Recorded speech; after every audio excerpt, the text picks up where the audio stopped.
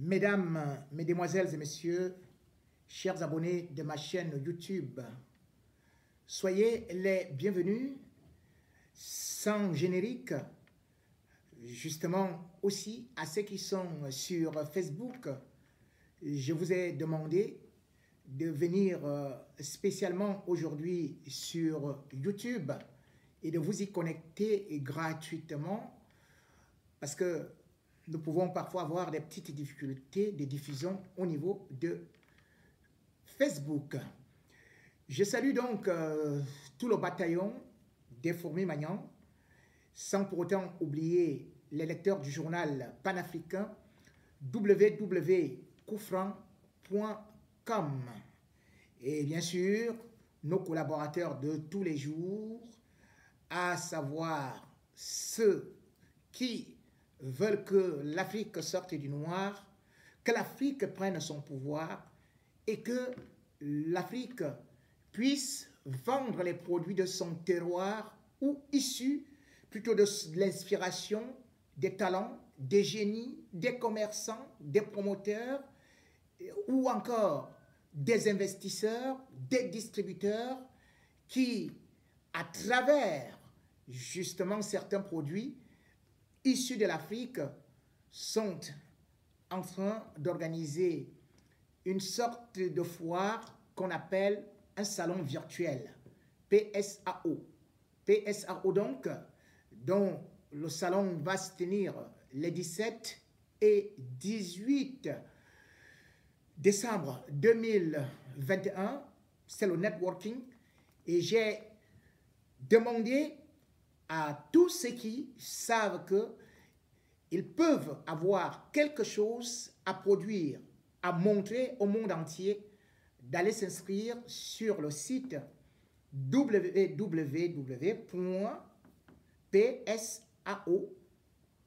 le tiret des 6, salon virtuel, en un seul mot, salonvirtuel.com. Allez-y, le networking, c'est la haute technologie qui permet à transformer le monde en un tout petit village aux multiples connexions. Ceci étant, les dossiers noirs du samedi soir, de façon assez particulière, c'est donc parti.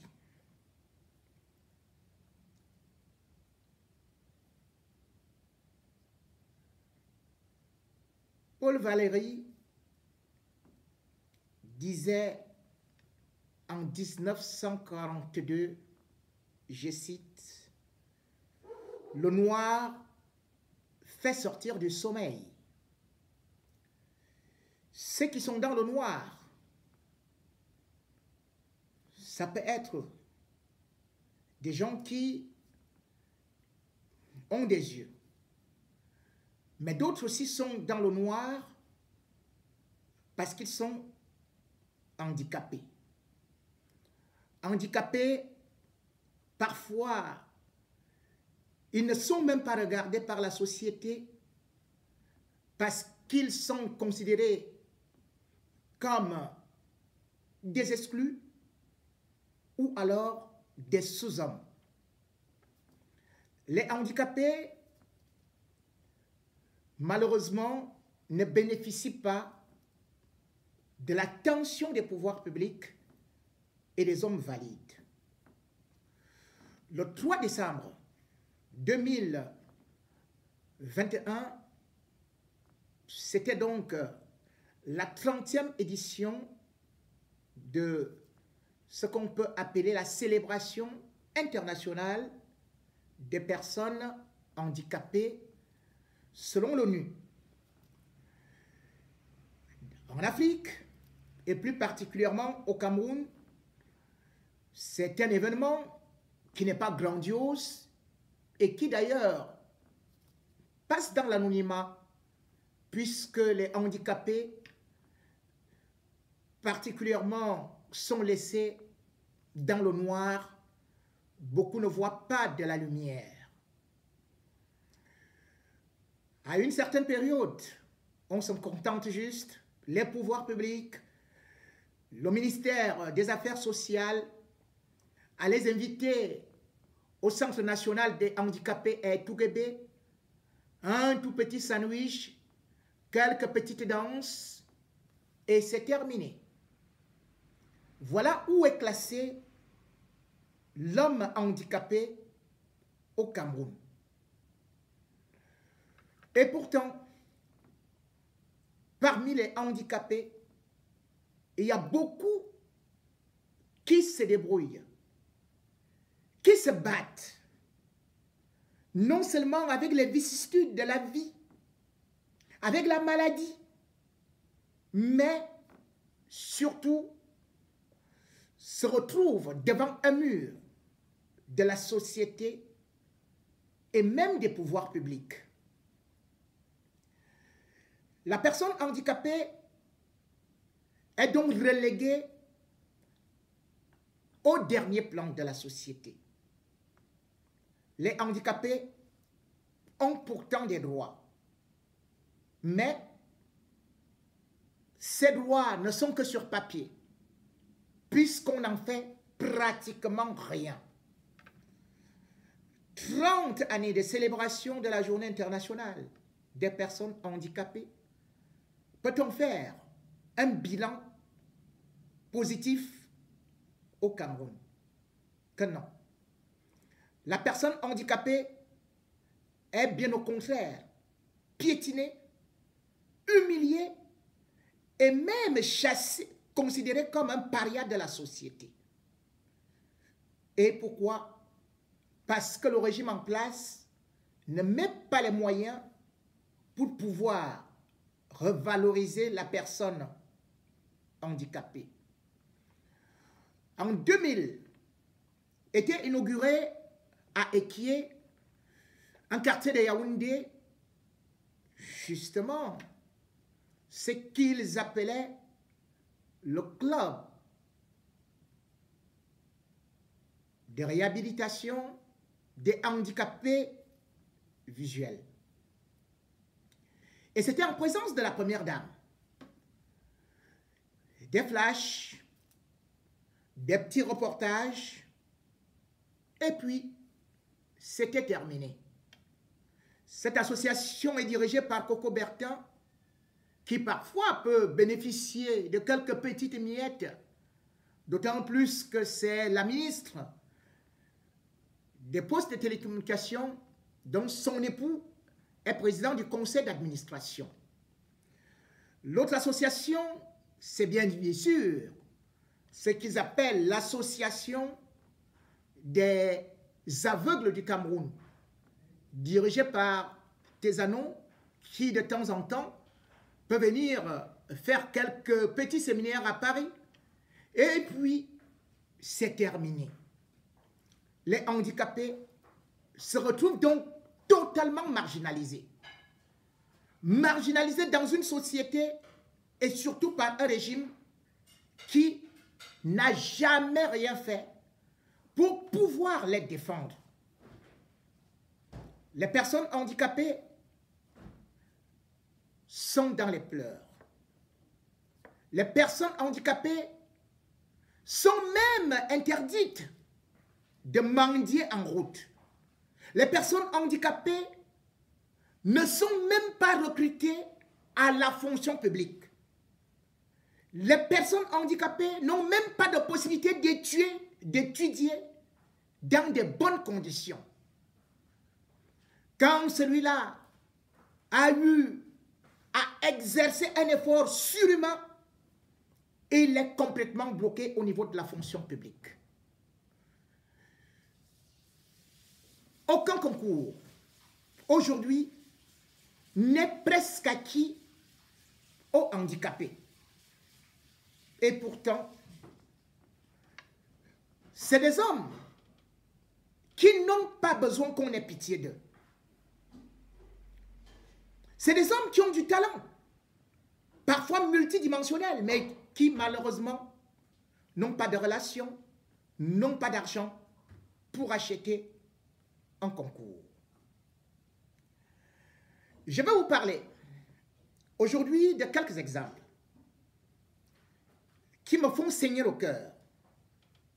Parce que ce sont des jeunes qui sont nés dans cet état-là, qui n'ont pas voulu naître comme ça. Je vous parlerai par exemple de M. Antoine Lindjek. Voilà un handicapé visuel qui s'est battu pour avoir au moins le baccalauréat.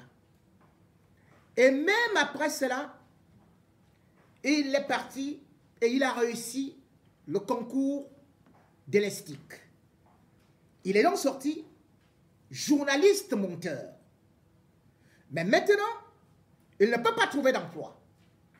Et donc voilà, le gouvernement organise les recrutements concernant, bien évidemment, des personnes à la fonction publique. Monsieur Lindjek va se présenter dans ce concours et bien sûr, avec talent et brio, il sera admissible. Admissible, mais il va passer à l'oral. Après l'oral, il va se retrouver dans une difficulté dans la mesure où il est presque admis, mais il est placé sur la liste d'attente. Je peux vous le dire, il n'a pas été admis. Et pourtant, la loi sur les handicapés, puisqu'il a été le seul à être admissible, il a bataillé pour être à ce niveau. Et Joseph Lé a trouvé bon ne pas le prendre et le placer plutôt sur la liste des réservistes ou alors sur la liste des attentes, en mettant les personnalités, les enfants des grands, ceux qui sont valides et ceux qui sont de sa région, c'est-à-dire la région de l'Est, puis ceux qui sont de la région de la Première Dame, c'est-à-dire les Nangas, et puis quelques nordistes. Autre cas que je vais vous citer, c'est un ange du journalisme, et d'ailleurs il se prénomme Ange Ngangoum. Ange Ngangoum a réussi le concours de l'ESTIC, l'école de journalisme au Cameroun, en 2015. Il sort de là et les concours administratifs à la fonction publique sont lancés. Il se présente. Et bien sûr, il se retrouve, comme on peut vous le dire, admissible. Sur les 3 admissibles qui sont sur la liste, eh bien, lui va continuer à l'oral. Donc, de l'oral, il est presque admis. Puisque lorsqu'il finit l'oral, le jury le félicite, lui dit qu'il a une âme de journaliste. Et il s'en va. S'il aurait eu du champagne, il aurait mis au frais. En écoutant ce que le jury disait. Le concours se passe justement le 30 décembre 2020. Et quand les résultats définitifs sortent, le 7 janvier 2021, le nom de Ange Ngangoum disparaît parce qu'il est malvoyant, parce qu'il est handicapé et parce qu'il n'a personne pour bousculer pour lui. C'est à partir de cet instant qu'il va écrire des courriers que l'année dernière, il était déjà admissible. Chaque fois, il est admissible dans tous les concours, mais chaque fois, il est placé sur la liste d'attente. Et finalement, alors qu'il était la 2e personne sur la liste d'attente, on va plutôt prendre d'autres et le sauter. Il écrit un courrier au Premier ministre. Il écrit un courrier au ministre de la fonction publique et aussi au ministre des Affaires sociales et même à la présidence de la République. Le 9 février, on fait qu'il aille au niveau de la primature. Il est convoqué. On lui fait comprendre qu'il a un courrier qui l'attend au niveau de la fonction publique chez Joseph Lé. Et il se présentera, bien évidemment, où le ministre de la fonction publique trouvera bon de ne pas le recevoir, mais plutôt la secrétaire. Enfin, ou ce qu'on appelle la conseillère technique numéro 2, qu'il va s'entretenir, elle va s'entretenir avec lui, et puis va faire une note. Cette note n'a jamais abouti, alors que Joseph Lé était entré dans ce bureau-là, a vu ce jeune qui ne voyait pas, qui était en train d'expliquer comment il se débrouille avec l'ordinateur, avec talent. Il maîtrise le braille. Et il est parti de la fonction publique où Joseph Lé, le ministre de la fonction publique, lui disait, avant, sa conseillère technique lui disait, bravo le ministre, t'as vu, tu as beaucoup de chance. Jusqu'aujourd'hui, rien du tout. Au dernier concours encore, même situation. 3 handicapés ont été admissibles. Mais on a préféré prendre des valides. Or, quand on est dit admissible, cela veut dire qu'on a fait 90% de parcours. Et au-delà de ça, les handicapés bénéficient d'une loi qui fait qu'ils soient prioritaires. En effet, la loi numéro 2010/002 du 13 avril 2010, dans son article 38, dit à égalité de compétences, c'est la personne handicapée qui est prioritaire. Cette loi a été promulguée par Paul Biya en personne le 26 juillet 2018, c'est-à-dire 8 ans après. Et il parlait de ce qu'on appelle la loi sur la protection et la promotion des handicapés. Mais voilà donc, les handicapés font tous les efforts de la terre, mais ils sont mis dans les rigoles. Et le plus grave est que certains ne sont même pas autorisés à composer dans certaines grandes écoles.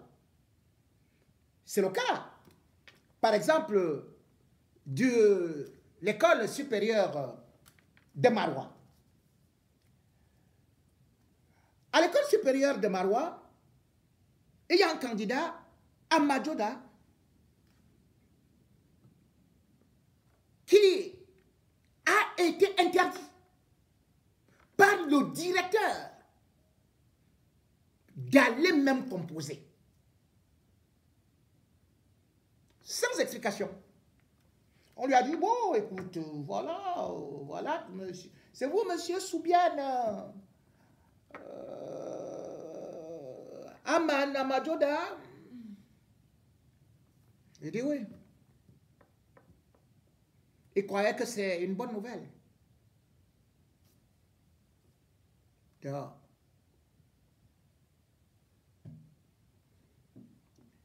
voilà comment est-ce que un handicapé est viré au Cameroun. Dans toutes les sociétés,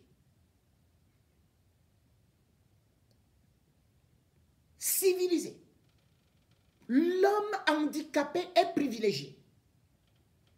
Que ce soit sur les routes, sur les parkings, au niveau des écoles, on aménage pour qu'ils puissent s'en sortir. Mais vous vous rendez compte, au Cameroun, selon les dernières statistiques, il y a 2% de handicapés, donc 3 millions. À la dernière élection, le régime en place sollicitait les 34 000 handicapés inscrits sur les listes électorales. Il faut d'ailleurs regarder, puisque justement, la loi sort en 2010, parce qu'on sait que l'élection est en 2011, juste là, on fait une loi. Et puis quand on voit que c'est un peu compliqué, en 2018, allez, on sort encore un décret d'application. Et les handicapés sont en train de danser.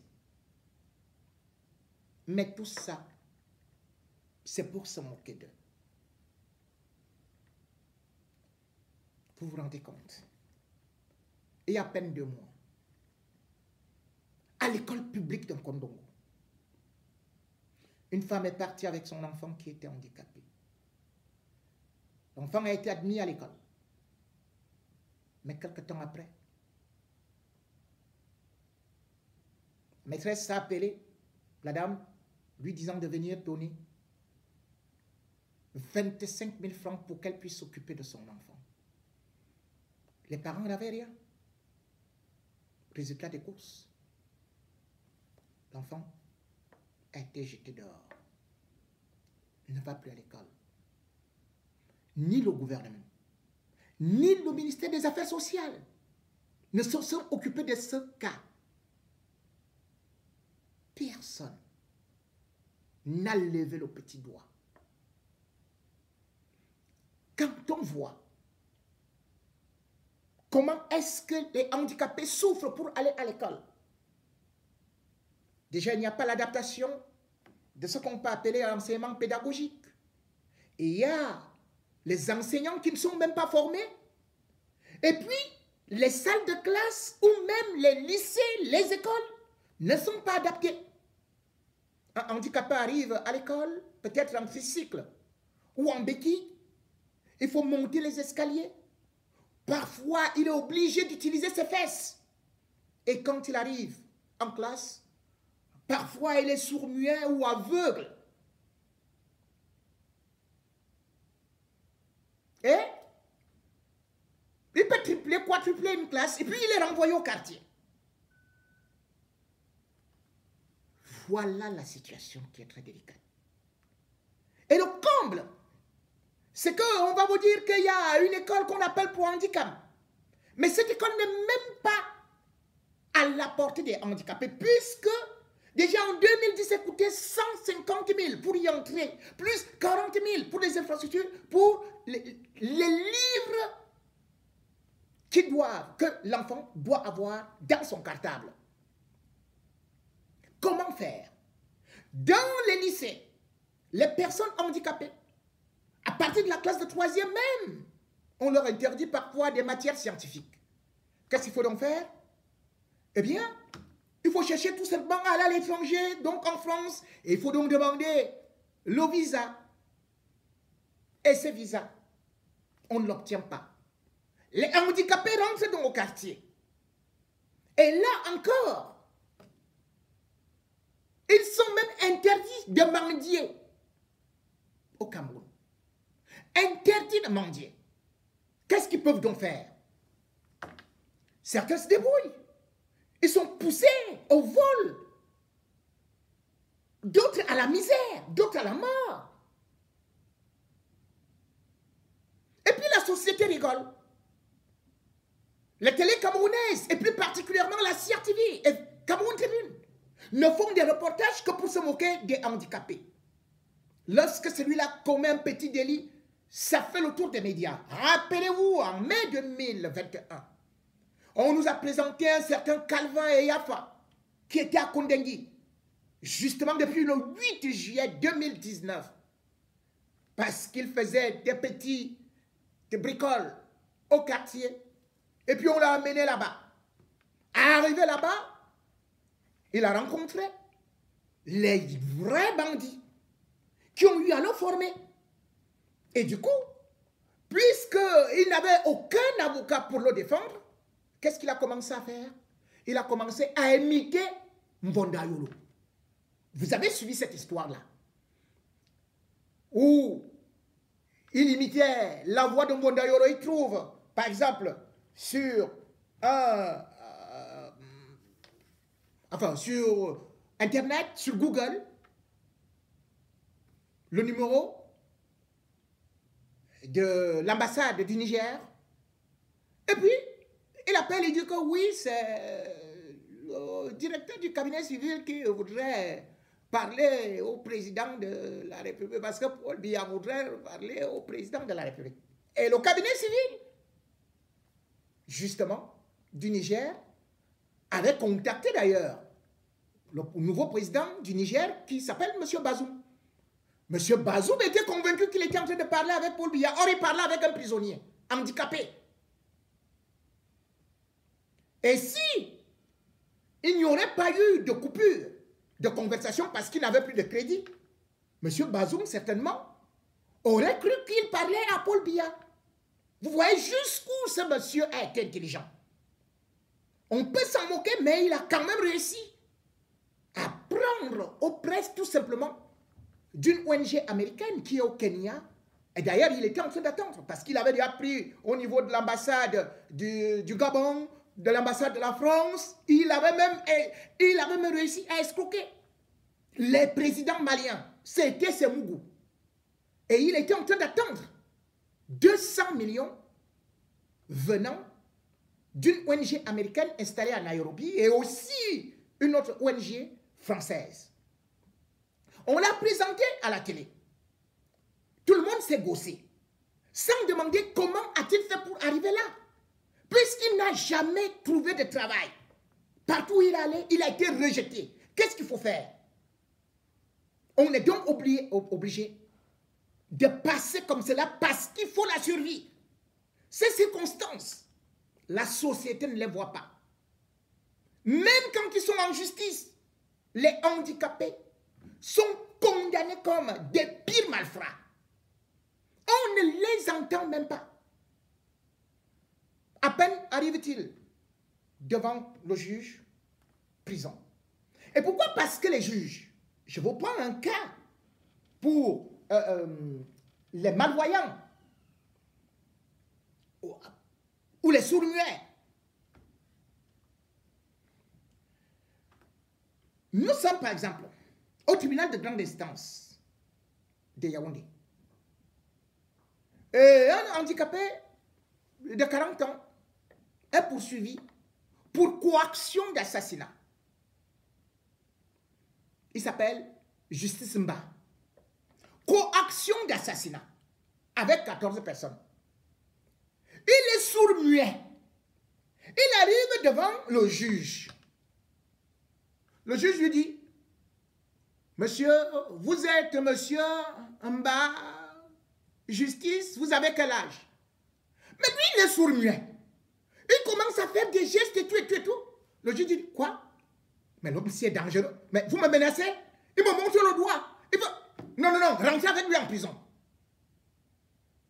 Il a fait 3 ans en prison sans jamais être jugé.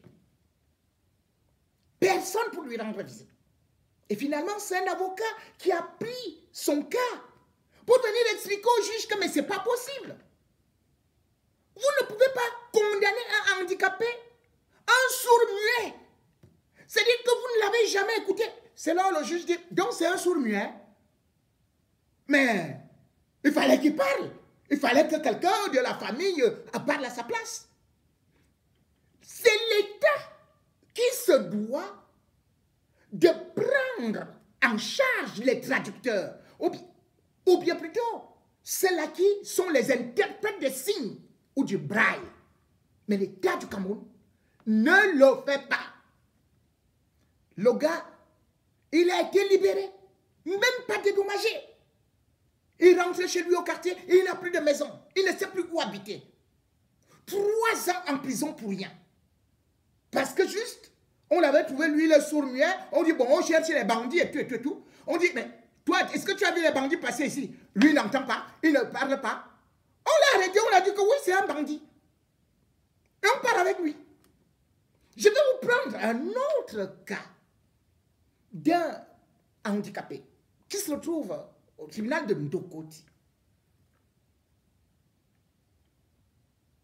Et là encore, il a 28 ans. Oh là là là là.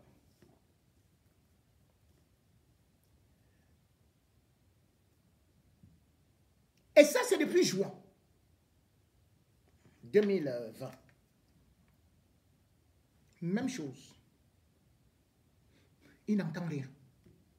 Puisqu'il est sourd-muet. Et qu'est-ce qu'on a fait? prison encore. Voilà comment on traite les handicapés dans notre société, dans notre pays. Là, la journée internationale, avez-vous entendu parler de ça? Du handicap? Non. Pourtant, l'État se doit de prendre ces gens en charge. L'État, d'ailleurs, ils sont le pied de grue au Premier ministère pour qu'ils soient reconnus, parfois dans certains concours. Vous savez que la loi du Cameroun autorise au Premier ministre que, dans certains concours, il peut ajouter, il peut mettre des listes additives. On appelle ça un recrutement spécial. Mais dans les recrutements spéciaux du Cameroun, qu'est-ce qu'on met? On met tout simplement les fils des ministres, les fils des DG, les fils de tel. Pas de handicapés. Regardez le dernier concours de la fonction publique.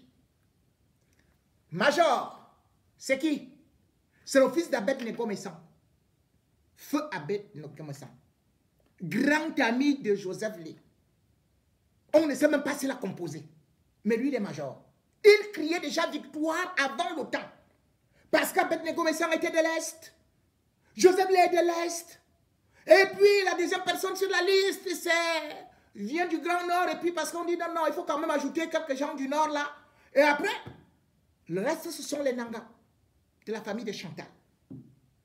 Les handicapés sont complètement jetés dans la poubelle. Ces gens sont des journalistes. Par exemple, qualifiés.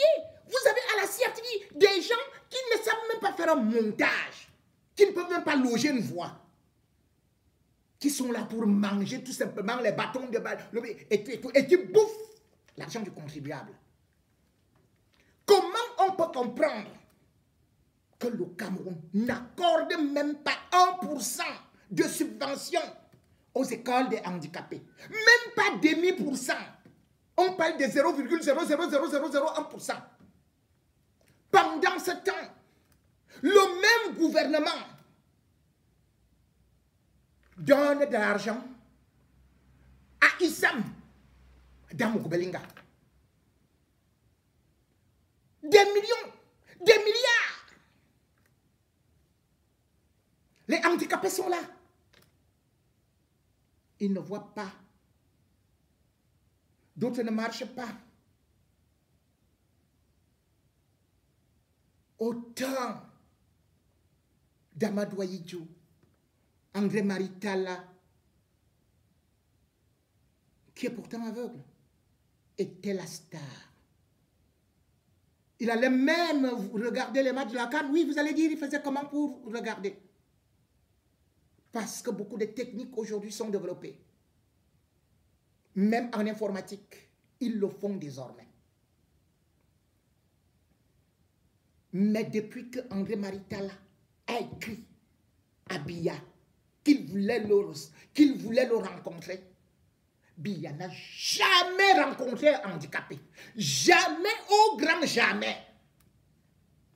Mais comme j'ai dit, pendant ce temps, Issam récolte des milliards. Les handicapés, mal aimés, les handicapés, oubliés de notre société. Oui, après cette journée internationale, à tous ces frères, je vous souhaite beaucoup de courage. Continuez à bagarrer, à bosser. Quand j'étais au Cameroun, j'avais plaidé pour la cause des handicapés. Je m'étais mise à dos Madeleine Fouda, qui était ministre des Affaires sociales à cette époque, entre 1997 et 2002. Mais qu'avait-elle fait? Les handicapés avaient trouvé une maison où ils devaient souvent aller faire leurs activités. Madeleine Fouda avait récupéré ce local. Et un d'entre eux, qui était vraiment quelqu'un d'engagé dans la cause de la lutte contre les handicapés qui était un malvoyant. Eh bien, il avait été arrêté. J'étais en prison à Kondengui. Et quand je m'étais rendu de ce problème, de cette affaire, qu'est-ce que Madeleine Fouda disait avec les autorités camerounaises? Que ce handicapé avait tabassé 25 policiers. Un handicapé qui ne voit même pas avait réussi à taper 25 policiers et on l'avait jeté en prison. Madeleine Fouda est morte presque handicapée. La roue tourne. Aujourd'hui, tu as tes yeux. Aujourd'hui, tu as tes pieds. Aujourd'hui, tu as tes bras. Mais demain, tu peux perdre tes yeux. Demain, tu peux perdre tes bras. Demain, tu peux perdre tes pieds. Demain, tu peux faire un accident. Et demain, tu deviens handicapé. Oui, chacun de nous est un handicapé qui s'ignore. C'est pour cela qu'aujourd'hui, j'ai ouvert ce dossier noir pour ces gens qui sont dans le noir, pour que vous ayez un temps soit peu les bras tendus, un peu de solidarité. Ils ont besoin de votre amour. Ils ont besoin d'être intégrés dans la société. Ils ont besoin de la dignité de travailler parce qu'ils ont des potentialités. Je le disais tout à l'heure. Lorsqu'il faut sponsoriser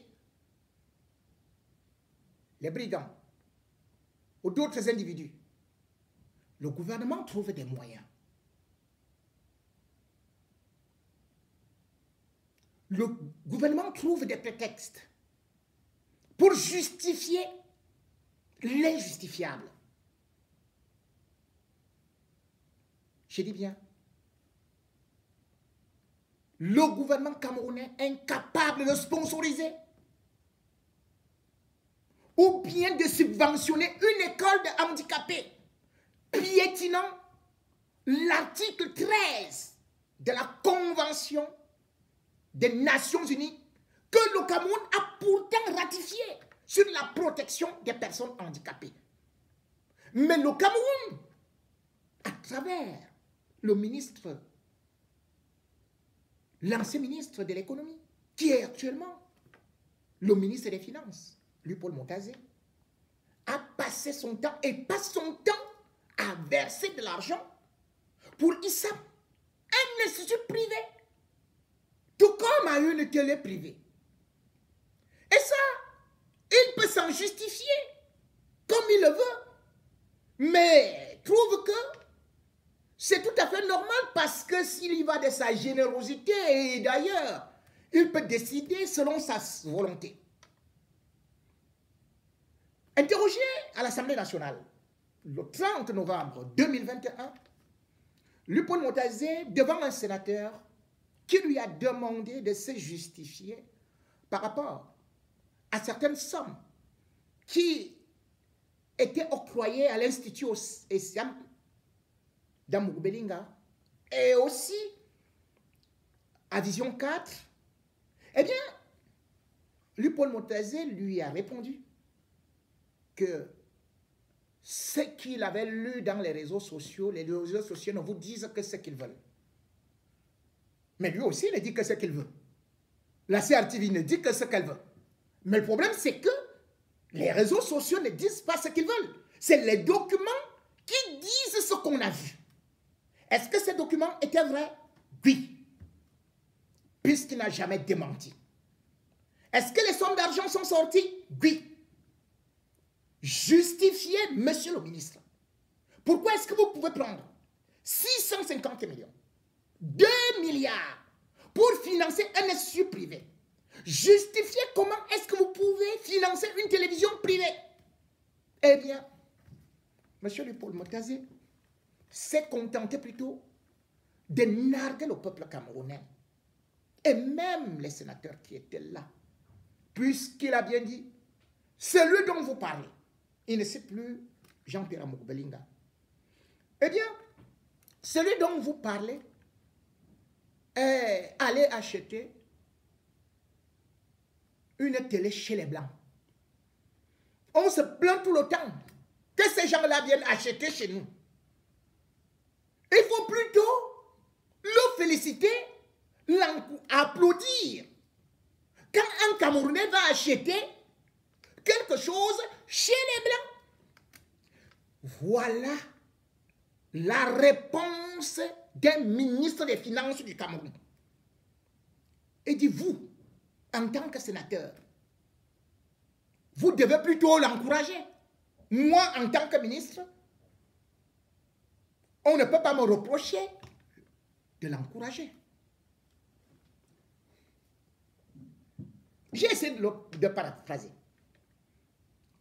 Ce qui veut dire que si nous écoutons le raisonnement de Paul Motazé, ministre des Finances, ancien ministre de l'économie, sur la ligne 94, où il y a eu une hémorragie de fonds, eh bien c'est tout à fait normal qu'il donne à un Camerounais qui va acheter chez les Blancs. Ce qui signifie que Amour-Belinga est donc le seul Camerounais qui achète chez les Blancs. Si on regarde tous les Camerounais qui achètent chez les Blancs, chacun d'entre nous, la maison où il est, c'est sa maison privée, c'est acheté. Mais il faut donc que l'État nous donne de l'argent. Chacun d'entre nous a une boutique ou bien a une activité. Il y a les entrepreneurs ici. Mais pourquoi l'État du Cameroun ne vient pas aider tous les Camerounais qui sont chez les Blancs? Puisque c'est un terme de villageois que je ne pouvais pas imaginer qu'on peut dire de nos jours. Que quelqu'un est parti acheter chez les Blancs. Donc il faut l'encourager. Ceux qui achètent chez les Asiatiques ou chez les ceci et cela, non, c'est pas bon. C'est chez les Blancs. Et qui sont ces Blancs?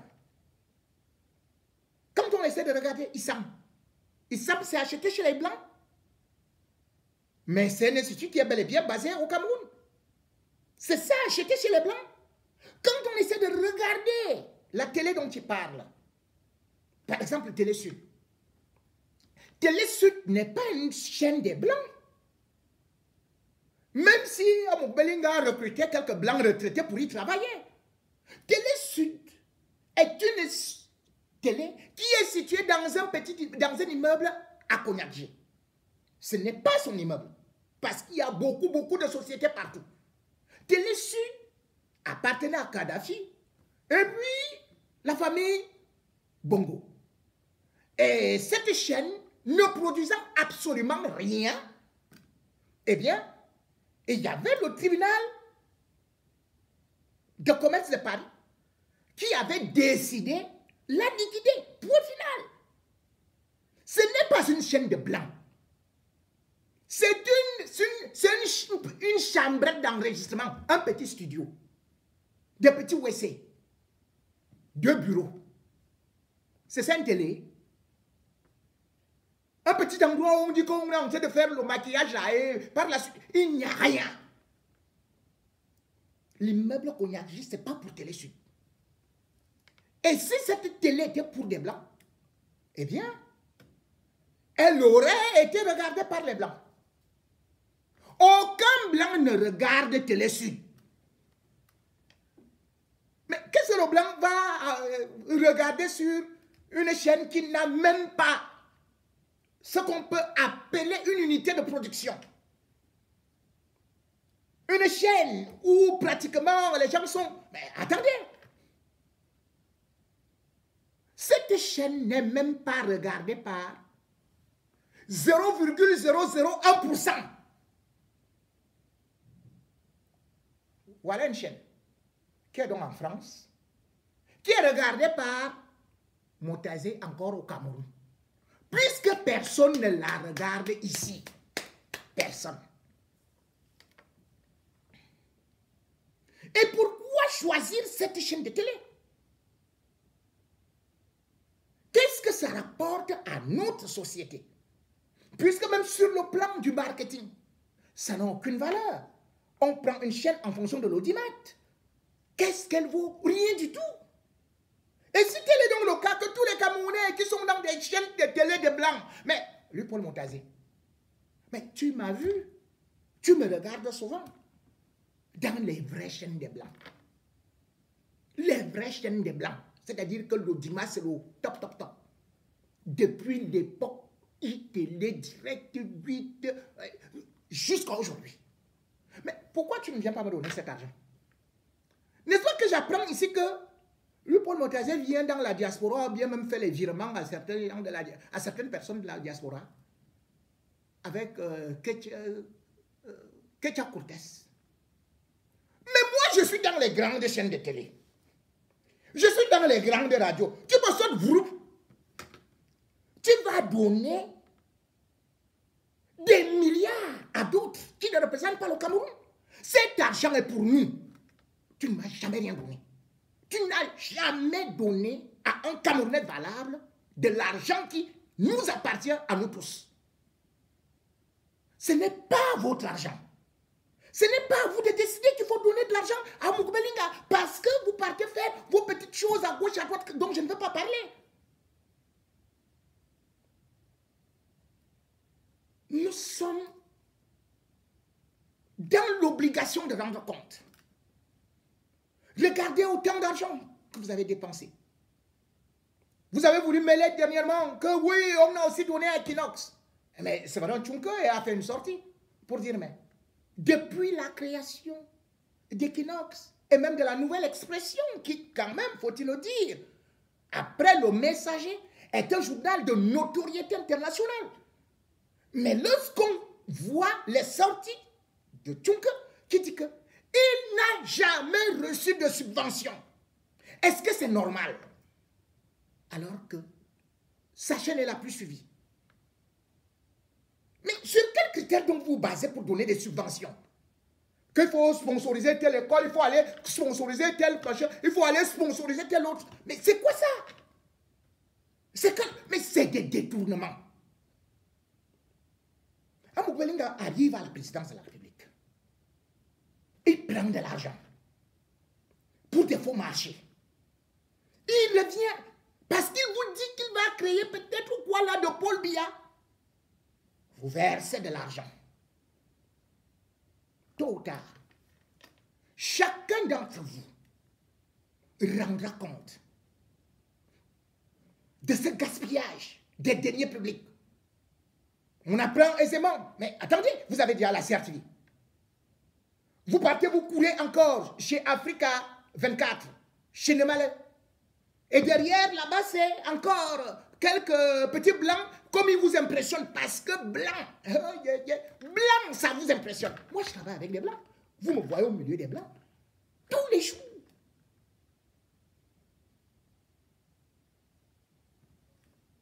Vous êtes parti donner à cette chaîne 26 milliards 400 millions. Une chaîne qui est en perte de vitesse et qui devait déposer son bilan. Ce n'est qu'à travers une décision de justice rendue publique par le tribunal de Nanterre et que le journal Capital a publié qu'on découvre que l'État du Cameroun sponsorise tous les éléphants blancs soi-disant des chaînes de télé ou des folles écoles ou des choses qui ne valent même pas la peine ici en France. Vous avez déjà vu une personnalité là-bas assise que Télé Sud. Qui? Mais non. La ligne 94.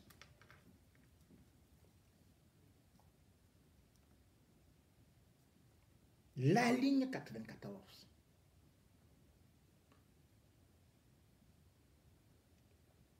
La ligne 94.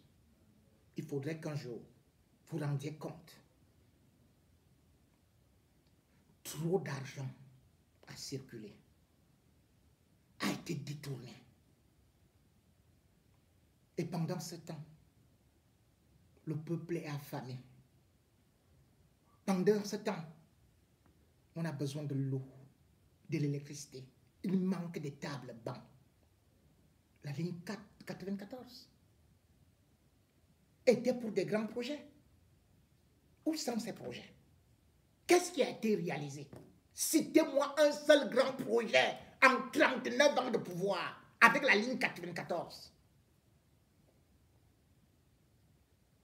Il faut rester content par rapport à tout ça. Ce sont des crimes. Les crimes économiques qui d'ailleurs accompagnent aussi les crimes humanitaires de ces régimes seront bel et bien jugés. Vous êtes venus avec la télé à Paris, mais oubliez que c'est ici à Paris qu'on va juger Jean-Pierre Belinga pour son implication dans le génocide.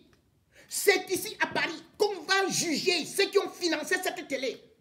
Exactement comme on a aussi jugé et on continue à juger tous ceux qui de proche ou de loin ont été derrière Radio Matin, c'est-à-dire Radio Mille Collines au Rwanda. Cette télé n'est d'aucune utilité publique, ni cette école. Si c'est juste pour l'exhibitionnisme. Et aussi le divisionnisme, le tribalisme, le génocide rampant et ambiant qu'on y met comme ligne éditoriale. Cette télé, les responsables qui y sont passés et qui ont attisé la haine, qui ont fait de telle sorte que la crise anglophone soit aujourd'hui au summum, à l'extrêmum, au maximum. Ceux-là ont commis l'erreur de leur vie. Ils sont venus investir à Paris. Sachez-le, tous les génocidaires du Rwanda ont été poursuivis ici à Paris. Et sont encore poursuivis. Ils ont même été arrêtés ici. Parce que la France a la compétence de juger des crimes, non seulement économiques, mais aussi des crimes humanitaires. Vous avez vu, par exemple, le blanchiment des deniers publics et justement les enrichissements illicites avec les procès qui ont été engagés contre certaines personnalités au Gabon ou encore en Guinée équatoriale. Le temps du Cameroun approche. Faites vos blanchiments. Allez cacher cet argent n'importe où. Pillez le ministère de l'économie. Pillez le ministère des finances. Sponsorisez les télé, radio, Mille Collines parce que vous voulez le pouvoir. Mais sachez que la justice arrive bientôt. Et parlant de justice, il faut se dire que la semaine dernière, je vous parlais d'une plainte qui a été déposée par le Conseil des Camerounais de la diaspora en compagnie de ce qu'on peut appeler Respondere Advocatus, qui est une organisation de juristes s'occupant de la situation politique humanitaire au Cameroun. Et compte tenu du fait que je n'avais pas assez de temps, et parce que cela est important, il faudrait que le peuple en prenne connaissance pour que demain, chacun ne dise pas qu'il ne connaissait pas. Et qu'on ne dise pas que c'était peut-être du bluff. Et sachez donc que c'est une plainte qui a été déposée sous le numéro 213 19 00 770 P20. Et cette plainte a été déposée auprès de monsieur le procureur de la République, près le tribunal judiciaire de Paris, pour torture et autres traitements inhumains et dégradants. Cette plainte, comme je le disais, a donc été déposée par, bien sûr, le CCD et Respondere Advocatus. Faudrait-il que je puisse vous lire les multiples choses qu'on reproche au Cameroun, ok, ou à certains responsables?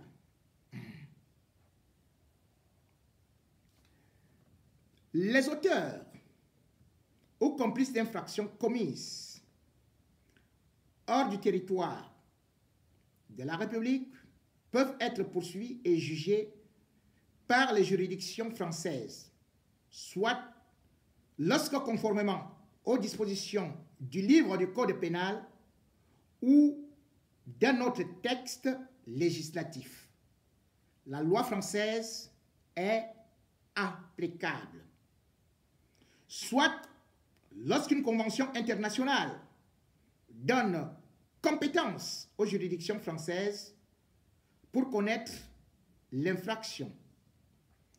L'article 689, alinéa 1, limite cette compétence aux infractions prévues par certaines conventions internationales, énumérées aux articles 689.2 à 689.9.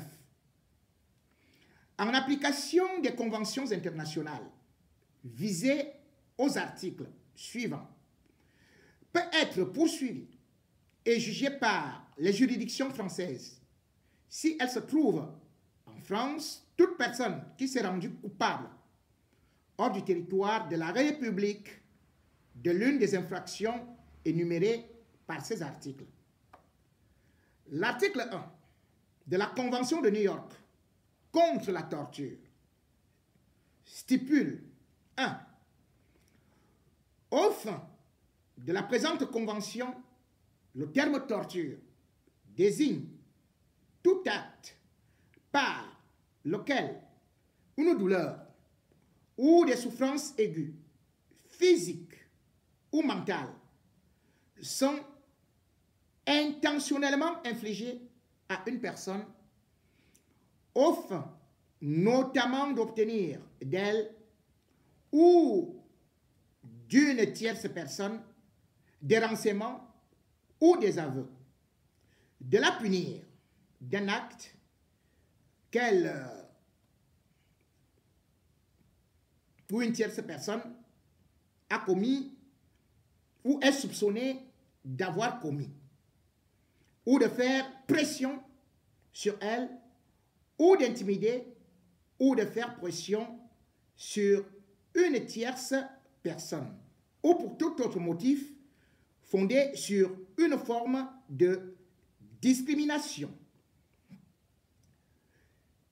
Cet article est sans préjudice de tout instrument international ou de toute nationalité qui contient ou peut contenir des dispositions de portée plus large.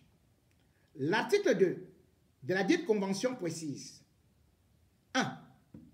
Tout État partie prend des mesures législatives, administratives, judiciaires et autres mesures efficaces pour empêcher que des actes de torture dans tout territoire sous sa juridiction, aucune circonstance exceptionnelle, quelle que soit, qu'il s'agit de guerre, de menaces de guerre, d'instabilité politique intérieure ou tout autre état d'exception ne peut être invoqué pour justifier la torture. J'espère que Bangui suit bien. L'article 5 du même texte stipule « Tout État partie prend les mesures nécessaires pour établir la compétence aux fins de connaître des infractions visées à l'article 4 dans les cas suivants. Quand l'infraction a été commises sur tout territoire sous la juridiction du dit État ou à bord d'aéronefs ou de navires immatriculés dans cet État, quand l'auteur présumé de l'infraction est un ressortissant du dit État. Ceci étant, c'était une introduction pour vous dire pourquoi est-ce que cette plainte a donc été déposée et contre qui elle a été déposée.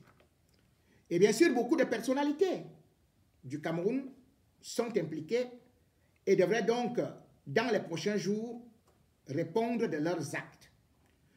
Compte tenu de ce qui précède, et parce qu'ils sont au moins une centaine, je pourrais publier des noms tout en vous disant que non seulement il y a des commissaires, il y a des colonels, il y a des juges, et il y a des ministres, bref, tout le gouvernement qui a eu à agir au niveau de la guerre anglophone, qui continue à agir dans des tortures, des atteintes graves, eh bien, ceux-là seront poursuivis. La plainte ayant été déposée, ne croyez pas un seul instant qu'aujourd'hui c'est encore une blague. Parce que Respondere Advocatus a eu à s'entourer des juges de notoriété internationale. Et le cas du Cameroun aujourd'hui est devenu international, dans la mesure où non seulement l'ONU, le Parlement européen, qui vient d'ailleurs de s'y attabler, mais aussi toutes les autres organisations et des droits de l'homme sont derrière cette plainte. Cette plainte a été déposée et parce que des personnalités camerounaises jusqu'à présent jouissent d'une liberté et que la justice camerounaise n'est pas indépendante, eh bien, on a donc décidé d'agir au niveau de l'international.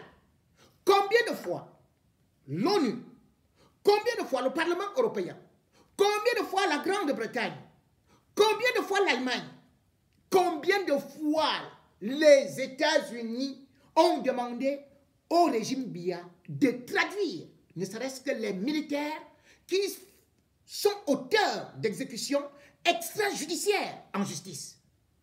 Toujours du bruit, après il n'y a plus rien.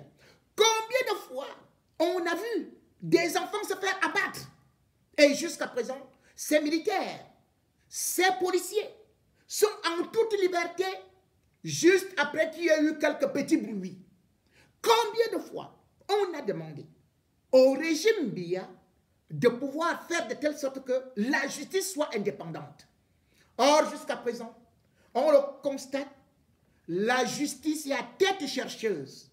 La justice est un instrument de chantage qui est actuellement utilisé par le régime. C'est pour cela d'ailleurs que les militants du MRC croupissent en prison. Juste parce qu'on voudrait dire aux autres, si jamais vous tentez de marcher, c'est ainsi que vous finirez. Mais le Cameroun a ratifié des accords, des conventions internationales. Le Cameroun n'est pas une île déserte. Le Cameroun n'est pas sur une autre planète. Le Cameroun se doit de respecter les conventions internationales. Et si le Cameroun n'y arrive pas, eh bien, que cela qui jusqu'à présent viennent regarder des belles petites ici, viennent s'acheter des télés ici, viennent mettre de leur argent en sécurité, s'offrir de beaux appartements ici, qu'ils sachent qu'en ce moment, leurs biens sont répertoriés, leurs relations sont répertoriées. C'est un travail de longue haleine qui a été fait pour que, au moins, les gens se disent qu'il n'y a pas d'impunité dans le monde entier. On peut rester au Cameroun, comme Jean-Pierre Amour-Belinga, voler tout ce qu'on veut. Et même Laurent Esso, ou un ministre de la Justice, garde des Sceaux, peut se balader avec tous les grands brigands. On peut, bien évidemment, assassiner son rival, comme on a pu le faire avec Brian Fombard. Et puis, jouir de ce qu'on peut dire une immunité plus que parlementaire, parce qu'on est à côté du ministre garde des Sceaux lui-même qui est un brigand. Mais, qu'on se le dise, l'OTAN est en train de compter. Bientôt, les choses vont changer. Et bientôt, bien sûr, ceux qui sont en haut, ils seront en bas. Ils seront ouf. Parce que celui qui était leur protecteur, il a disparu de la scène internationale. Celui qui était leur Dieu, tout-puissant, qui faisait d'eux vraiment les intouchables, celui-là, aujourd'hui, est omni-absent. Oui, quand le président n'est plus là, sachez donc que vous commencez à devenir orphelin. Oui, vous avez de l'argent pour vous acheter de belles maisons, mais ces maisons-là seront récupérées. Ces maisons-là ne vous appartiendront pas. C'est bien que vous investissez là. Dans le blanchiment, reviendront à l'État. À chaque fois qu'on a vu un régime se disant tout puissant, à chaque fois qu'on a vu un président jouant le plus fort et ses apôtres se faisant passer comme des intouchables, on a vu finalement ce régime s'écrouler. Le régime Biya est déjà à sa fin. Et en le regardant, se lézarder, en voyant tout simplement comment un président, aujourd'hui, lui-même ne maîtrise plus rien, est devenu comme un enfant, séquestré dans une maison. On dit, le temps de la libération et la chute est arrivé. Oui, comme Mobutu, Paul Biya est en train de disparaître de la scène politique. Comme au temps de Mobutu, ces ministres sont en train de voler. Comme au temps de Mobutu, ces ministres sont en train de s'agiter, espérant qu'il y aura encore des miracles et que tout va continuer comme avant. Non, le président Biya est à sa fin et il y a des signes qui ne trompent pas. Et quand on parle de la fin, quand on parle de la chute, ce n'est pas parce que nous faisons de la sorcellerie, c'est parce qu'on voit ce qui est en train de se passer. Les jours de Biya sont devenus terriblement tristes. Repris au village, porté comme un colis, séquestré, on ne l'a plus entendu. Où est donc le chef de l'État?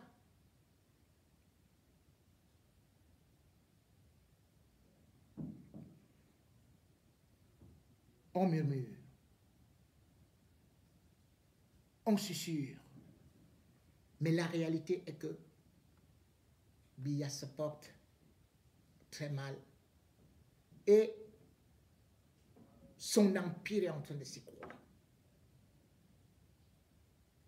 Lorsqu'on voit là où vit actuellement le chef de l'État camerounais, ça fait honte.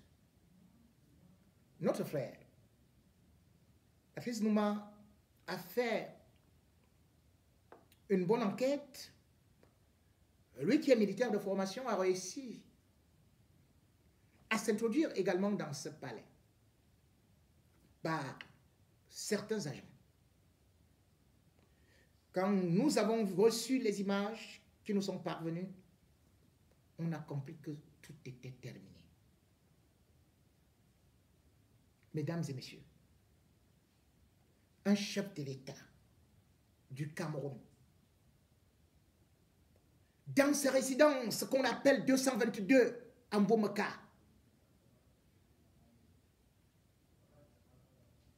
Ne parvient même plus à se mettre au niveau de la véranda. Et quand on entre chez lui, c'est une vraie cochonnerie. Oui. On a souvent vu les présidents entretenir leur domicile, leur palais. Et puis quand ils disparaissent, c'est en ce temps qu'on voit tout se dégrader. Même Bomaka, selon les images que nous avons vues, c'est incroyable. À peine quelques deux endroits qui peuvent au moins être visibles à l'œil nu. L'entrée. Et puis, là se trouvent les tombes de la première dame et aussi certains membres de la famille. Tout le reste est d'une saleté crasse. Jamais on n'a vu un chef d'État habiter une cochonnerie, une poubelle. Je vais essayer de vous proposer quelques images de cette belle bâtisse. Si un chef d'État qui a hérité du palais de Toudi ne parvient pas à l'entretenir, regardez donc son beau domicile. Regardez donc ce qu'est Bomaka, là où on est parti avec lui, parce qu'incapable de pouvoir tenir à Toudi, on est parti. Je vais sortir tout ici de ma boîte magique pour que vous partagiez aussi quelques photos avec moi. Ouais, il y en a beaucoup. Et ça viendra souvent par période et par étape. C'est vrai que ici c'est très loin. Mais lorsque vous voyez là, c'est très joli. Apparemment, voici le domicile de Biya en Bomaka.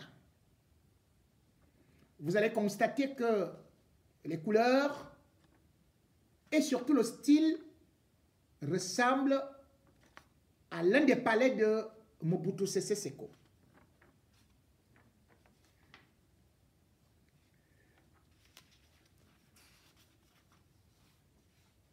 Assez potable également, cette image. Même comme vous constatez que partout là, ce n'est pas entretenu. Parce que selon ce qui nous est revenu, Biya ne supporte plus le bruit. Donc il n'y a même plus de tondeuse. Les arbres tombent de partout. La pelouse n'est pas entretenue.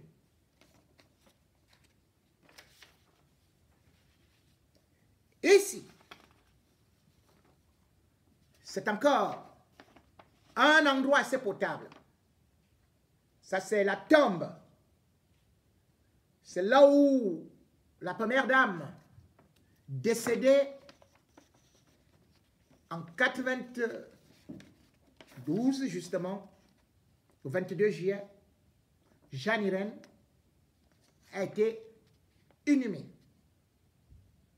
Vous voyez, dans cet endroit, c'est encore assez potable, puisque d'ailleurs, vous pouvez avoir d'autres vues, toujours par rapport à sa tombe.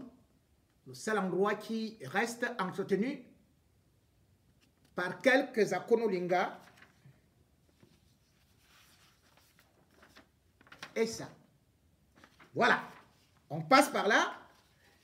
Ça, c'est les tombes au fond de membres de la famille de Biya. Nous vous disons que ça, c'est l'ancêtre du chef de l'État. C'est-à-dire que vous passez la première barrière, et puis vous arrivez à la deuxième barrière, et puis par la suite, parce qu'il y a 3 entrées. Il y a une entrée de Biya, et il y a une entrée où, bien évidemment, entre où les militaires, les gens de la sécurité et quelques invités, puis il y a une autre entrée qui va vers les champs. Et ici, autour de lui, là où logent donc les gens qui sont supposés le garder, les familles Nanga de Chantal. Voilà. Nous sommes à côté de la présidence, dans l'enceinte de la présidence. Regardez donc l'état, la qualité de construction du Moyen-Âge. Parce que nous ne sommes qu'au début. Nous sommes à côté du palais, autour du palais de Biya.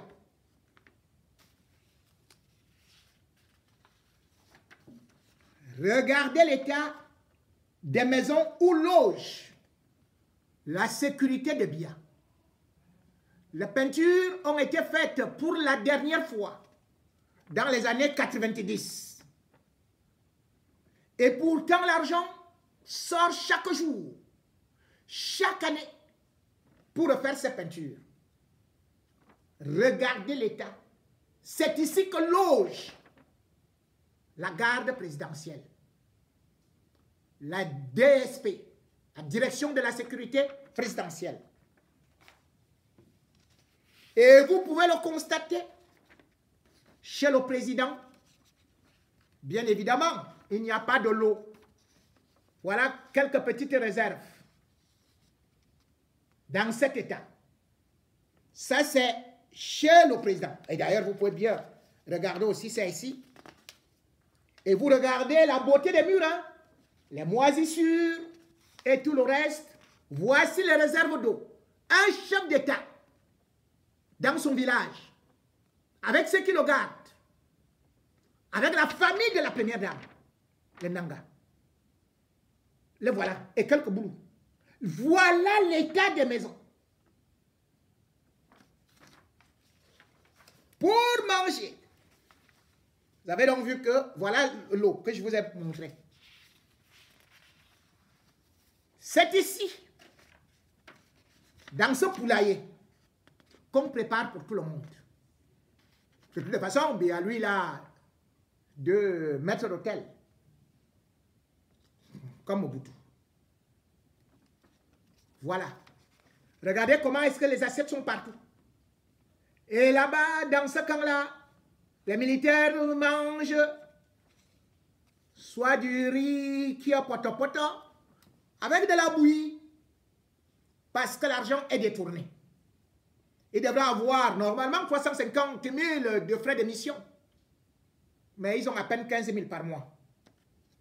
Et vous constatez que c'est toujours le même Hilton ici, 5 étoiles. Voilà les restaurants 5 étoiles hein, de Biya. Nous sommes ici chez Biya. Restaurant 5 étoiles.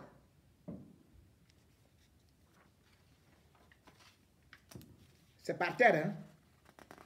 Regardez dans un endroit. C'est-à-dire que si le service d'hygiène arrive là, qu'est-ce qu'on dira? Regardez ça. On peut manger ici, là. Mais c'est les pauvres. Ça, c'est un beau maca. Et bien sûr, même si on achète autant de ceci et tout, eh bien, comme chez les Pygmées ou bien comme très loin dans les villages, regardez, c'est avec ce feu de bois qu'on prépare.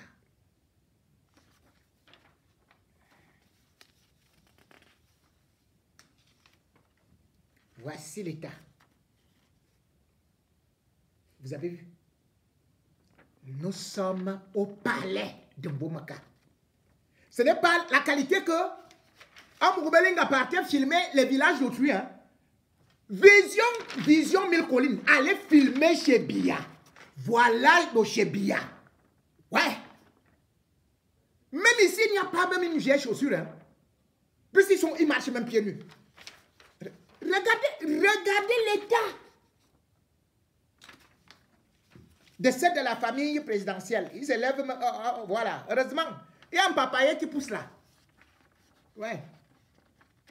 Un papayer. Et je vous rappelle qu'il y a les champs derrière. Hein. Parce qu'il a les champs. Ici, c'est la plus belle villa. La plus belle villa. Là, voilà donc. Yes. Ça, c'est le premier ministère de Mbomaka. Voilà. Et encore là. Et encore là. Et encore là. Et encore là. Et encore là. Non, non, non, non, non. Regardez, regardez.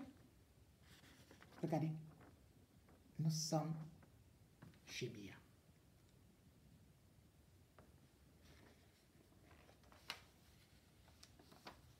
Lorsqu'on regarde ça,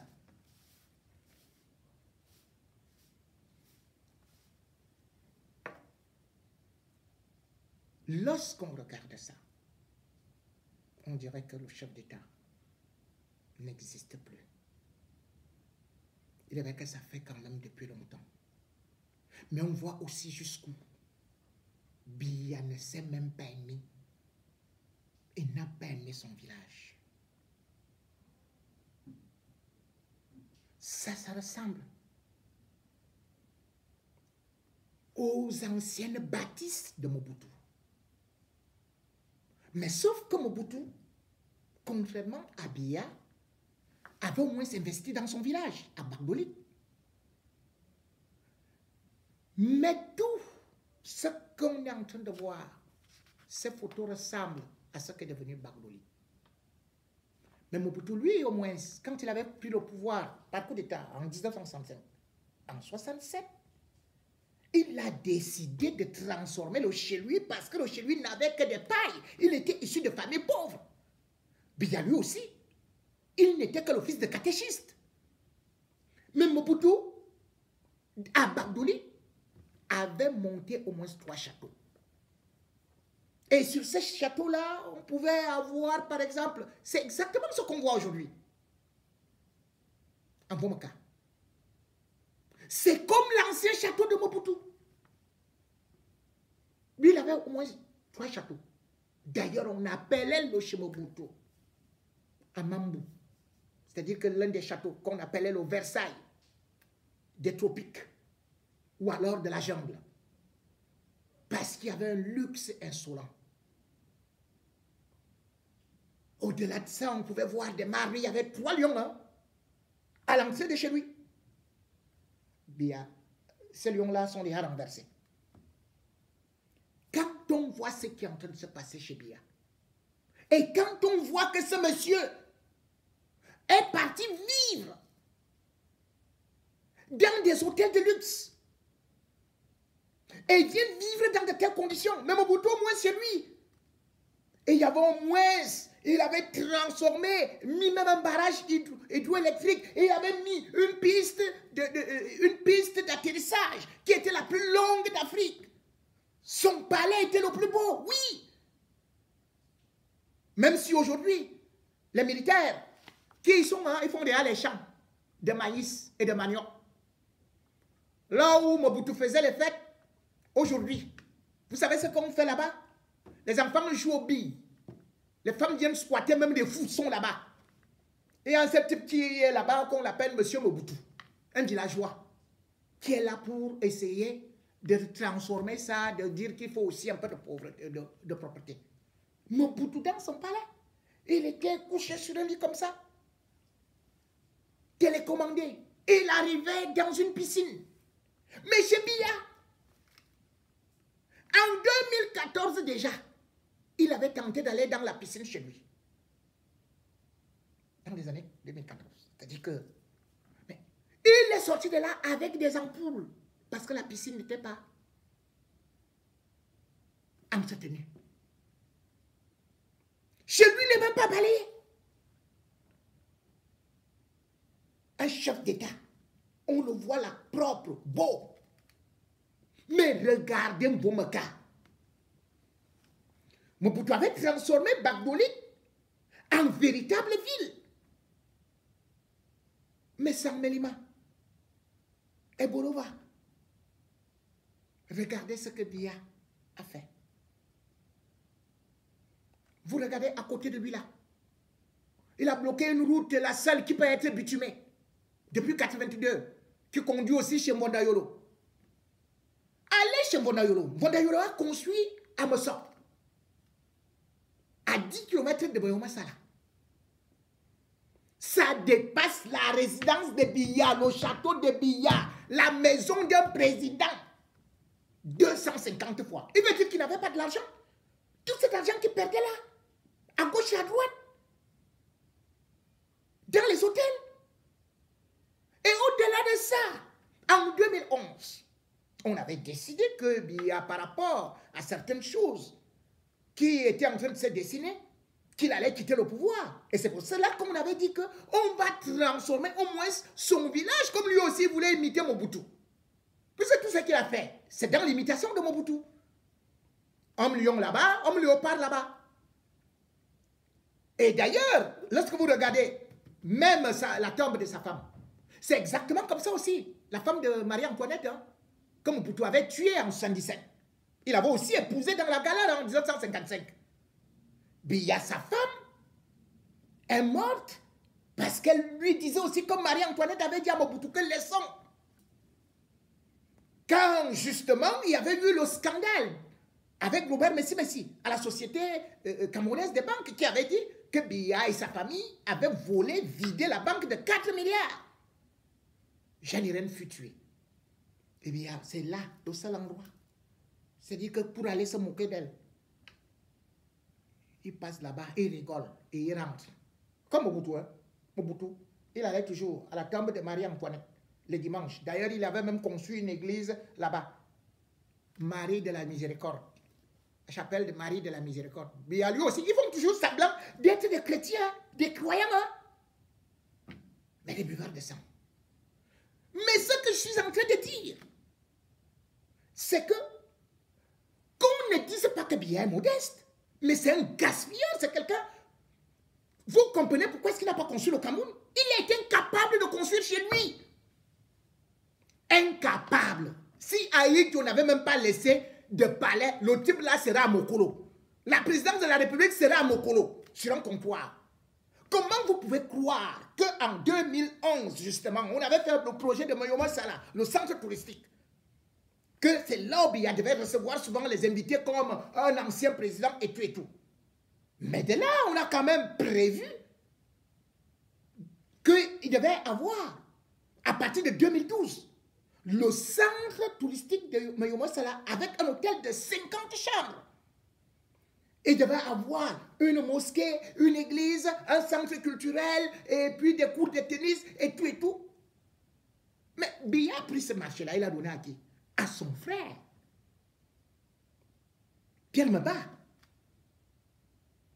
qui avait la société Getraser. Jusqu'à présent, tout cet argent a été bouffé, mangé. Et regardez même ce que Biya fait à ses propres familles. Pierre Meba lui-même, il a construit, vous allez voir, hein. Vous allez là-bas, vraiment, avec des petites maisons comme des nids de poules. C'est divisé par quelques petites fleurs là. Et c'est 2 chambres. Hein. Les studios. Vous avez vu les maisons chez un président. Voici les maisons. Allez en Boumaka. Allez en Boumaka. Il n'y a rien. La galère. Au moins à Bagdoli. Mobutu. Chaque dimanche, quand il finissait d'aller se moquer de sa femme dans la tombe, il invitait au moins 200 personnes, voire 1000. Pour un grand buffet, il achetait le Laurent Perrier, le champagne, tout le monde buvait, il distribuait de l'argent. Mais Biya, il ne distribue même pas, même un centime au sien. Plutôt, c'est son frère, c'est son entourage. Regardez comment il vole. Rien que quand vous regardez les châteaux des autres. Comme j'ai dit par exemple, vous repartez à Mossop. On va dire que oui, c'est l'argent du cacao de son père qui lui donne les châteaux là. Regardez le château de celui qui se dit pasteur là. Ah ouais. À la présidence de la République. Regardez ce qu'il a fait au comte de Chantal. C'est-à-dire qu'il y a des pistes d'atterrissage là-bas. Babouké. Regardez la richesse d'Ngongo. Mais Biya dans un nid de poule. Une honte. Après, on cherche comment on va aller filmer les maisons de ceci ou des fausses maisons. On continuera à vous montrer. Parce que la fin de Biya sera la plus honteuse. Jamais on a vu un président, ses maisons tomber alors qu'il est vivant. Jamais. Pour Mobutu, ça s'est dégradé à partir de 1997, lorsque, bien évidemment, Kabila a fait l'entrée dans la ville. Il était obligé de s'enfuir. Et c'est là où on a pillé tout. Et vous savez, tous les deux, ils étaient comme ça. Et j'aime toujours vous rappeler ça. Mobutu était léopard, Biya lion. Mobutu avec première femme et ceci et cela, tous deux à Primakuria. Et au-delà de ça, tous, aujourd'hui, on fait face à ce qu'on appelle la rébellion. C'est la rébellion parce que Mobutu disait qu'il ne voulait pas d'abord négocier. Quand il a voulu négocier, il se faisait tard. Mobutu a fui Kinshasa pour aller se réfugier où? À Bagdoli. Parce qu'il y avait une autre résidence là-bas par les Chinois, Kawere. Aujourd'hui, Paul Biya, il a fui et tout dit. Il est à Boumaka.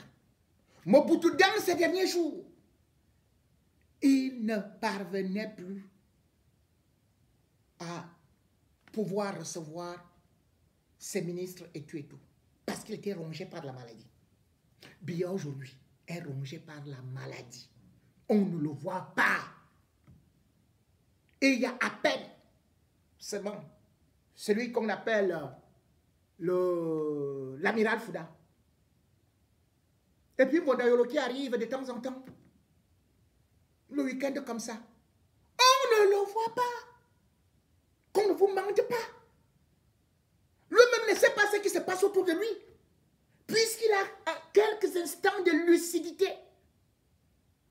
Et là, ils sont en train de tout faire pour qu'ils puissent faire, ne serait-ce que quand il a ces instants de lucidité-là, qu'on enregistre un petit discours, pour que le 30 décembre, qu'il puisse parler. Qu'on puisse monter un discours. Nous sommes à la fin d'une époque. Et s'il s'est replié là-bas, ce n'est pas par hasard. Biya s'est replié en Boumaka de façon stratégique parce qu'il a peur de tout ce qui est en train de se préparer autour de lui. Le coup d'État. Et c'est pour cela que Chantal a replié. Et pour mieux le contrôler. Seul là-bas. Et si jamais ils entendent boum, ils décollent rapidement Guinée équatoriale. C'est pour ça qu'il est là-bas. Parce que le Cameroun est sur un bûcher. Le Cameroun est prêt à exploser comme une marmite posée au feu. Et Biya ne contrôle plus rien. Même pas sa maison. Même pas sa cuisine. Il fait plutôt pitié comme un vieillard atteint de sénilité qui a perdu sa dignité. Oui, tout le monde avait souvent peur de l'homme lion. Mais aujourd'hui, est-ce qu'on a encore peur du lion? Il y a déjà un lionceau qui fait peur. Et c'est lui aujourd'hui qui gère la République. C'est bel et bien Ngongo. Ferdinand Ngongo est installé et non seulement il contrôle déjà beaucoup de choses, mais il est prêt aujourd'hui à pouvoir faire que le pays soit déstabilisé. Quand on regarde, justement les problèmes qu'il a au niveau de du port de Douala. Pourquoi est-ce qu'il s'immisce là-bas avec Laurent Esso? Parce que je vais toujours le répéter. C'est par là qu'entrent les armes. Et les armes sont entrées, sont venues d'Israël.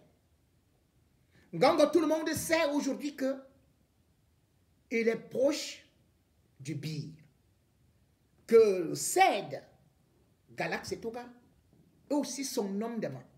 Et qu'il a déjà de très fortes sommes d'argent qu'il a détournées, non seulement à partir du Covid, là où il y avait la task force, mais surtout aussi la canne.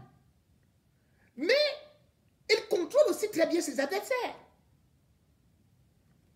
Et quand on va parler de ses adversaires, vous savez, c'est l'information qui est d'abord la priorité. L'espionnage. On vient d'apprendre par la source politicnews.com que Ngongo, le secrétaire général à la présidence de la République, a eu, bien sûr, à acquérir des moyens d'espionnage, un programme d'espionnage. Donc, quand on parlait du grand scandale Pegasus, on avait omis de citer le nom du Cameroun. Mais aujourd'hui, le nom du Cameroun apparaît. Puis une correspondance de Ngongo adressée au ministère des Finances demande à lui, Paul Montazé, de débloquer la somme de 650 millions pour placer, pour trouver des modules d'espionnage afin de mettre des personnalités sur écoute. Et Ngongo a donc eu à donner l'ordre à Montazé de verser ces sommes d'argent à une société israélienne qu'on appelle NSO Group. NSO Group. La première vague, c'est 17 personnalités qui ont été placées sur écoute. Donc même WhatsApp a été cloné. Ngongo maîtrise donc tous les échanges entre les personnalités. Aujourd'hui, entre tous les ministres. Et bénéficiant déjà de ces services d'espionnage, il faut donc s'attendre à ce que les jours qui viennent soient très très graves. Puisque il avait tenté de vouloir l'enlever, finalement, il avait même été découragé, même par les services secrets français, que Ngongo était tout puissant, d'autant plus que lui-même, il s'était déjà lié d'amitié et surtout avait été déjà parti rencontrer le voisin le plus dangereux, c'est-à-dire le président de la Guinée équatoriale, Obiangema Mbazougou. Et au regard de ses richesses, de ses potentialités, de ses alliances, qu'il s'est désormais tissé, Biya est isolé. Ah oui, c'est bien beau de parler, par exemple, du colonel, le commandant de la garde présidentielle, à Bondo. Mais il ne pèse rien devant Ngongo en ce moment. C'est bien beau de parler peut-être, de croire qu'il y a peut-être le général Evo Desencio qui est là, qui s'occupe de la... Non, mais depuis 2016, celui-là, il a perdu pied. La preuve, c'est qu'actuellement, en Boumaka, le plus gradé qui est là-bas, c'est l'amiral Fouda. On ne sait pas là où est passé le général Evo Desencio, qui est pourtant le patron de la DSP.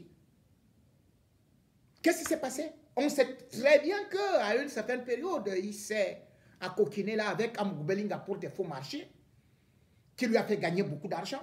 On sait qu'il fait bien évidemment aussi beaucoup d'autres affaires et qu'il est en train de tisser d'autres alliances. Mais lorsqu'on voit ce qui est en train de se passer, eh bien, tout autour de Biya a été vidé. Et ça, c'était depuis d'ailleurs la période de confinement, où j'avais commencé à dire que, mais attendez, comment se peut-il que le médecin de Biya disparaisse comme ça là? Et bien, lui, il n'a pas de Covid. Et puis, c'est passé. On a quand même vu des gens comme Nkot Awara, qui étaient dans l'entourage avec la première dame et tout et tout. Il est mort subitement, là, on nous a dit que c'est le Covid. Alors là, on a commencé à dire, c'est chaud. On a vu Robert Depuis disparaître également comme ça là. Donc, tous ceux qui étaient autour de Biya sont déjà partis. La preuve, regardez avec quelle facilité on a réussi, comme je vous ai dit. Et il y a eu des prises aériennes du domicile de Biya, des prises intérieures. Vous verrez des vidéos. Mais où est la sécurité? Parce qu'aujourd'hui, même la sécurité est en train de s'attendre exactement à ce qui est arrivé à Mobutu. Quand la sécurité a vu que ça n'allait plus, ils étaient les premiers à prendre l'échappement. L'échappement, et d'ailleurs même d'autres, ils volaient des tapis, ils faisaient ceci et cela. Maintenant, ils sont dans la pauvreté, ils sont dans la dèche. Regardez que une concession d'un chef d'État soit filmée de partout comme ça là. On passe par où pour le faire? Lorsqu'on sait que dans ces endroits-là même, on interdit les téléphones. Cela veut dire qu'il n'est plus en sécurité. Et Ngongo s'apprête à faire un coup de force. Et en faisant ce coup de force, il ne faudrait pas que quelqu'un ayant une certaine légitimité ou une certaine popularité puisse se dresser devant sa route. Comme par exemple Maurice Kamto. C'est pour cela que vous voyez cette agitation, puisque son complice, c'est Atanganji. Ils sont amis comme ça. Atanganji, au ministère de l'administration territoriale. Ngongo contrôle tous les renseignements. Et puis, il prend encore un logiciel pour contrôler tout le monde avec d'autres personnalités. Et tout ça. C'est pour ça d'ailleurs que vous voyez l'autre petit loulou là venir faire une sortie parce qu'ils ont des écoutes. Mais sauf qu'ils n'ont pas mes écoutes. Même s'ils ont mes écoutes, les seules écoutes qu'ils peuvent avoir de moi, c'est là où je les insulte. Bande d'incapables. Rien d'autre. N'ont rien sur moi. Moi, j'ai tout sur eux. Et quand il fut avec Biya, il disait que parce que j'ai des gens qui sont là-bas, à l'intérieur du palais, qu'il ne faut pas qu'on sache dans quel état il est. Il faut aller vite le cacher en Boumaka. Mais pourquoi est-ce que nous sommes alors au courant? Parce que tout est dans la porosité et parce que Ngongo cherche comment y arriver. Et pour cela, je vous disais que le piège absolu aujourd'hui, c'est Maurice Kamto. On le cherche de partout. Et on veut qu'il tombe pour qu'il soit condamné. Parce que ce qu'ils sont en train de faire, c'est qu'ils vont déclarer la vacance du pouvoir tôt ou tard. De toutes les façons, bien, ne peut pas être là en 2025. Et finiront par dire, avec, bien évidemment, les pressions internationales, que non, franchement, il y a vacance du pouvoir, à peu près comme avec Bouteflika, avec Ben Ali, avec ceci et cela. C'est souvent comme ça que ça se passe. Et puis, voilà, il faut donc organiser une élection anticipée. Mais organiser une élection anticipée, ça veut dire quoi? Que certainement, Maurice Kamto sera là. Ah, ce qu'ils sont en train de faire aujourd'hui, si jamais on prend Maurice Kamto, eh bien, il est jeté en prison. Et puis, le casier judiciaire est sali. Il ne peut plus être candidat. C'est d'ailleurs pour cela que la première fois, ils l'ont arrêté. Ils ont fait semblant qu'ils étaient en train d'aider Biya. Ils sont partis le tromper. Ils ont dit que non, arrêtons-le, il n'a personne et tout et tout. Et on voulait le condamner. Au moment où il devait passer au tribunal militaire, on devait le condamner et pam, c'est terminé la carrière politique. Ils ont fait ça avec Akeremouna. Ils ont monté Parce que Laurent Esso avait peur d'Akeremouna, d'autant plus qu'il venait des régions anglophones et qu'il pouvait faire une fusion. Et qu'au niveau du gouvernement, il est très potable. Donc on avait bien peur qu'Akeremouna ne se présente. C'est pour ça qu'on a envoyé sa sœur, Amatou Toumouna, pour porter plainte. Et Laurent Esso étant derrière, Laurent Esso a dit condamnez-le. Maintenant, le casier judiciaire de Akeremouna est sali. Et c'est ce qu'il calcule. Et c'est pour ça que vous voyez Maurice Kamto déclarer qu'il veut de la bagarre. Et encore, vous l'avez vu, vendredi, au niveau de sa conférence de presse, comment elle a été logique. Parce que c'est un juriste. Et c'est là où il y a tous les pièges. Et l'autre piège qu'ils ont tendu, parce que le premier piège, c'est celui-là. Comme il a échappé à la condamnation après 9 mois de prison, sur instruction de la France, Paul lui a dit libérez-le. Donc le casier est vierge. Maintenant, il y a autre chose.